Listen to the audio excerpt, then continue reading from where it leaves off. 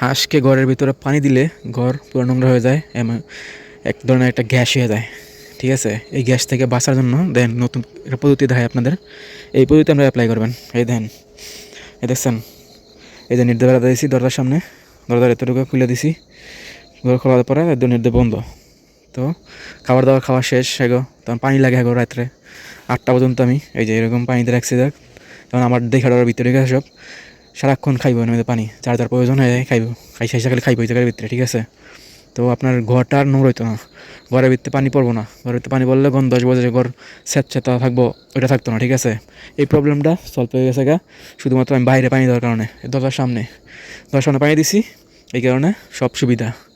দেখছেন এখন সুন্দর মতো এরা শুয়ে দিছে। আমি আবার থেকে যাবো না, এরা সব বাড়ি এরা খাইবো। আমি আপনার দেখাই যে আমার যেই চিনাজগুলো আমি কীভাবে বলি, চিনাজগুলো হইতেছে আমার আশের খাবার যেটা অবশিষ্ট বেশি হয়, মানে খাবারটা খাওয়াইছি যে আশের জাত খাবার খাওয়াইছি না আমি, এই যে খাবার বেশি যেগুলি পড়ছে, মানে এই যে অল্প আসলে ডিম দিয়েছিলাম। আর এই যে এটা লগিয়া তেল পরে আসছিল নিচে, ওইগুলো এই 6টা চিনাস, এরা এইগুলো খাইয়েই বড় হইতেছে।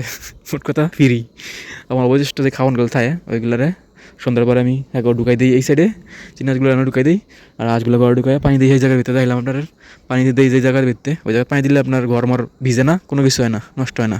হয়তো এরকম ভিজে থাকলে ঘর, এই যে এরকম ভিজে থাকলে ঘর, কিন্তু আমি এরকম ভিজা রাখি না ঘরে। বাইরে পানি দিছি ওই যে ওই জায়গার ভিতরে লাল বালতির ভিতরে, ওইটার ভিতরে খাইবো, পানি খাই পড়লে বাইরে পারবো, তার ঘর ঢুকাই দিব সময়, আর সারা রাত পানি লাগবো না। ঠিক আছে, আর সারা রাত পানি দেওয়া লাগবো না।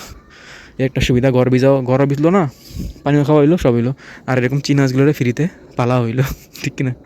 তো ভিডিওটা কেমন লাগলো সবার অবশ্যই কমেন্টে জানাবেন। উপকৃত হলে লাইক কমেন্ট শেয়ার করে সাবস্ক্রাইব করে পাশে থাকবেন। আসসালামু আলাইকুম।